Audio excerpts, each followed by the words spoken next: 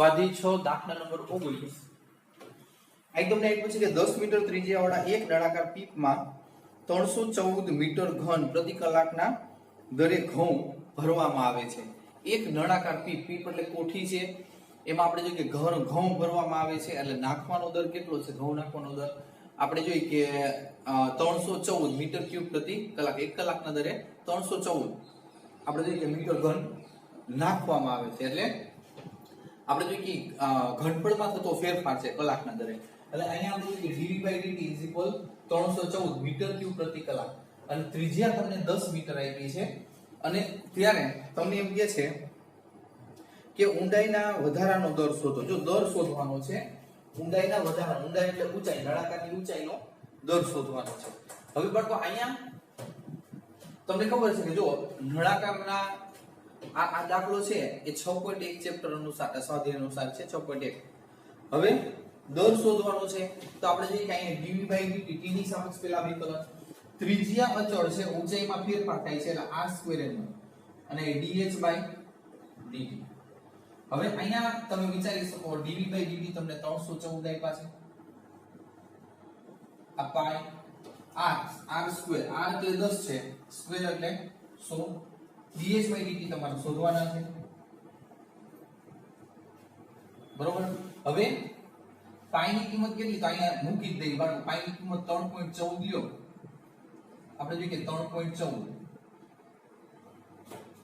બરોબર. તો અહીંયા therefore 3.14 એટલે 314 અહીંયા આપણે 100 મૂકી દઈએ. અહીંયા આપણે જોઈએ કે dh/dt તમે જોઈ શકો 314 છેદમાં લેશો એટલે ઈ પણ ઉડી જશે.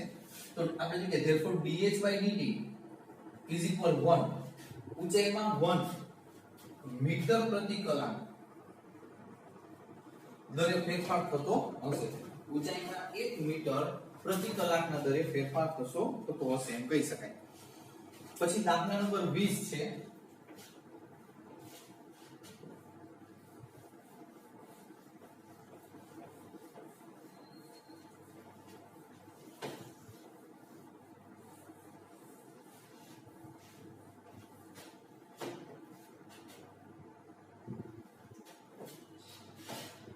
વક્ર x is equal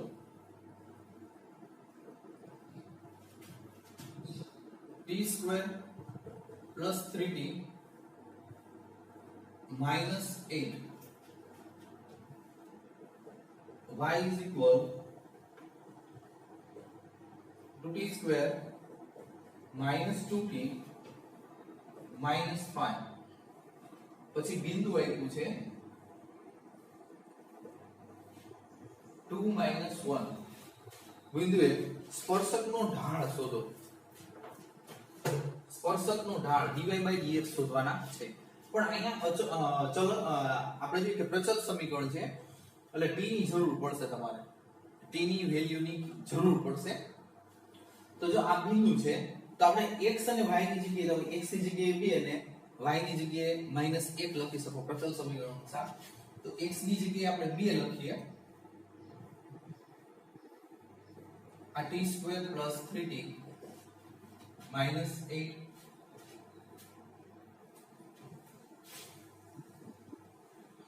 પછી આપણે જોઈએ કે -1 y ની જગ્યાએ 2t² minus 2t minus 5, 8 ને આ બાજુ લેશો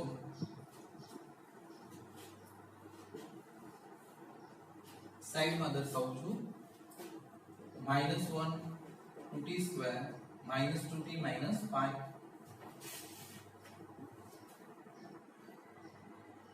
આપણે જોઈએ કે આને 8 ને આ બાજુ લે એટલે પ્લસ થઈ જશે તો 10 થશે. આપણે જોઈએ કે t² plus 3t અને ઇક્વલ 10. -5 ને આ બાજુ લે એટલે પ્લસ થઈ જશે. +5 માંથી 1 બાદ -1 બાદ એટલે અહીંયા 2t² minus 2t અને અહીંયા આવશે 4. જો -5 છે આ બાજુ +5 ગયા. હવે આનું આપણે જો સોલ્યુશન થાય એટલું કરી નાખવાનું. ઉપરલાને 2 વડે ગુણ નાખીએ એટલે t² કમ્પ્લીટ, t² ઉડી જશે.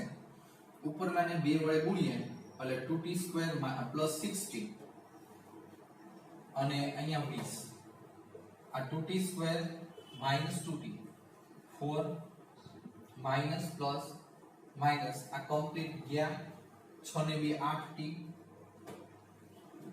4 બાદ બરોબર એટલે 16 આવશે t = 8 * 16 હવે બાળકો અહીંયા ઢાળ શોધવાનો છે એટલે ફરી પાછો આપણે જે કે dy/dx શોધવાના છે એટલે x = t² + 3t - n હવે dx/dt t ની સાપેક્ષ વિકલન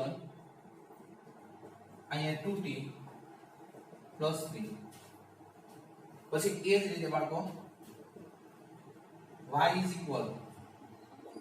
આ 2t² - 2t - 5 dy/dt આ 4t - 2 હવે ઢાળ dy/dx ઢાળ dy/dx dy/dt upon dx/dt dy/dt upon dx/dt આપણે આવી ગયેલું છે બધું હવે dy/dt = 4t - 2 અને dx/dt = 2t + 3 આપણે જો કે t ની કિંમત કેટલી મળેલી છે 2 dy/dx t = 2 બરાબર તો આપણે t ની કિંમત 2 મૂકીએ તો અહીંયા 2 લખીએ ડાયરેક્ટ તો 4 * 2 = 8 અહીંયા 2 લખીએ તો 2 * 2 = 4 તો આપણે એમ કહી શકીએ અહીંયા 6/7 બરોબર એટલે આપણે જો કે આમાં સહેલું છે સાદું થોડું લેન્ધી છે એના પછી છે 21મો દાખલો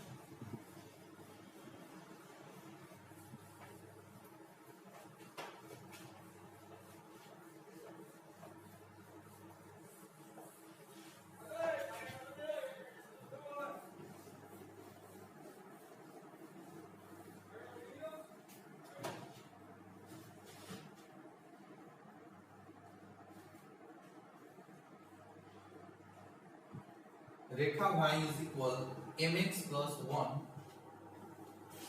वक्र y² = 4x નો સ્પર્શક હોય તો m બરાબર ખાલી જગ્યા m છે ઈ ઢાળ છે m બરાબર ખાલી જગ્યા હવે આપણે y ની કિંમત અહીં મૂકી દઈએ y = mx + 1 છે મૂકી દઈએ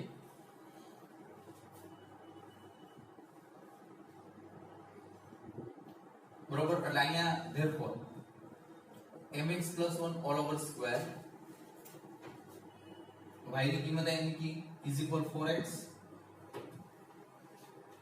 પૂર્ણાંકથી છોડી નાખો m²x² + 2mx + 1 - 4x = 0 હવે આ m² x² નો હવે અહીંયા x છે બે માંથી કોમન આપણે લઈ લઈએ 2m - 4 * x + 1 = 0 બરાબર તો આ જોઈએ કે અવયવની રીતે તો આપણે જોઈએ કે સોલ્વ નહીં થાય તો ડેલ્ટા વાળી રીત લઈ આપણે a = m² b = 2m - 4 અને c = 1 ડેલ્ટા હવે અહીંયા એક ખાસ બાબત તમને ખબર છે જો 10 તમારે આવી ગયું હવે કોઈ વક્રનો સ્પર્શક હોય કોઈ વક્ર છે આ વક્ર એનો સ્પર્શક હોય આ સ્પર્શક તો એને સ્પર્શ બિંદુ કેટલું હોય તો એક જ હોય સ્પર્શ બિંદુ કેટલા હોય એક જ હોય એટલે આ જે સમીકરણ છે ને એક જ ઉકેલ મળે કેટલા ઉકેલ મળે એક જ ઉકેલ મળે એક ઉકેલ મળે બરોબર છે આપણે એમ કહીએ સ્પર્શ બિંદુ એક જ હોય છે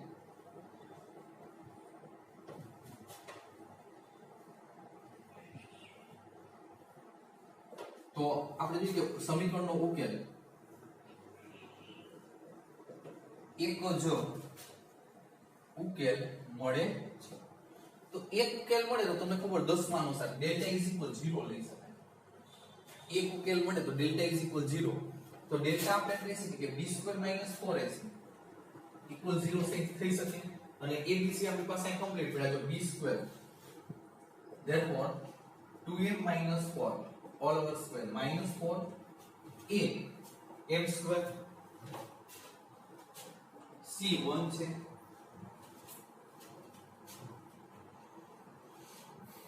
minus 4 a એટલે m² c is equal 1 છે. પૂર્ણાંકથી છોડો 4m² minus 4 * 8 = 16m plus 16. પ્રથમ પદનો વર્ગ બેનો ગુણાકાર 4 * 8 ને ડબલ 8 * 16 છેલ્લા પદનો વર્ગ minus 4m² is equal 0. 4m cut થયા પ્લસ માઈનસ છે એટલે હવે આ માઈનસ છે સામેની બાજુ જાય એટલે પ્લસ થશે. 16m is equal 16. બે બાજુ 16 વડે ભાગી નાખો એટલે 1 એટલે અહીંયા આપણે જોઈએ કે 1 બરાબર તમને કેટલા મળશે 1 મળશે. ખાસ ધ્યાન રાખજો બાળકો આ એક અગત્યનું કહી શકાય ઓમ સેવો દાખલો છે. જો અહીંયા સ્પર્શ બિંદુ એક જ હોય એટલે આપેલ સમીકરણનો એક જ ઉકેલ મળે છે. એક ઉકેલ મળે એટલે તમે ડેલ્ટા બરાબર 0 લઈ શકો. ખાસ ધ્યાન રાખવાનું 0 લેવાય પછી તો તમને આવડી જાય.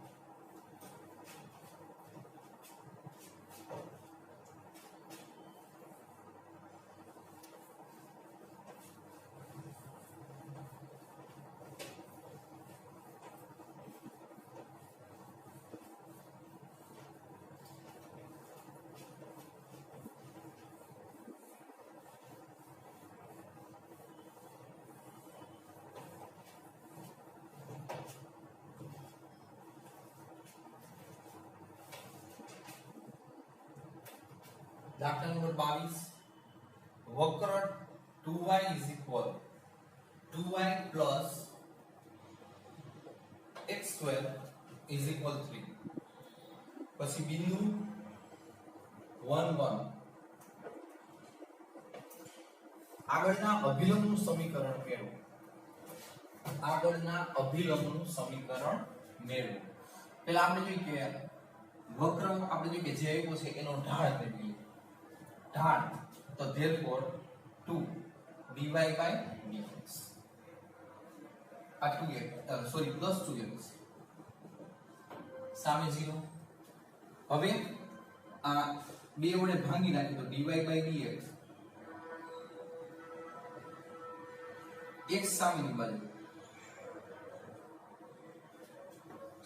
હવે જો કે 1 1 બિંદુ આગળ 1 1 બિંદુ આગળ dy by dx આ 1 1 એટલે x ની જગ્યાએ 1 y ની જગ્યાએ 1 મૂકી શકાય તો x ની જગ્યાએ 1 એટલે -1 ઢાળ.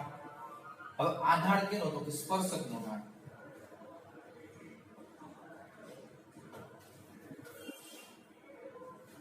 તો અભિલંબનો ઢાળ વ્યસ્ત અને વિરોધી.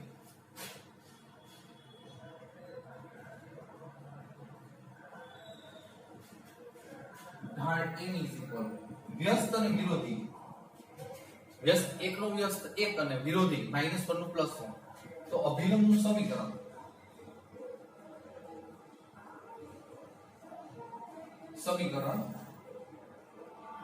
y - y1 m x - x1. therefore y - y1 y1 is equal 1 m is equal +1 x minus 1. હવે y minus 1 is equal x minus 1. બે બાજુ -1 કટ y ને સામેની બાજુ જાવ તો એટલે માઈનસ થશે. એટલે અભિલંબનું સમીકરણ x minus y is equal 0. અભિલંબનું સમીકરણ x minus y equal 0. હવે દાખલો 2 આપણે જોઈએ કે બાળકો 2 MCQ રહેશે. એ થોડા મોટા છે. આના પછીના લેક્ચરમાં આપણે લઈશું અને સેરાથી વ્યવસ્થિત જોઈ લેજો. કૂટ પ્રશ્ન જે મેં કરાવ્યા છે એની પર ખાસ ધ્યાન રાખજો બાળકો. આમાંથી એક કૂટ પ્રશ્ન પૂછાય જ છે બરોબર અને ઈ વારંવાર રિવિઝન કરતા રહેજો.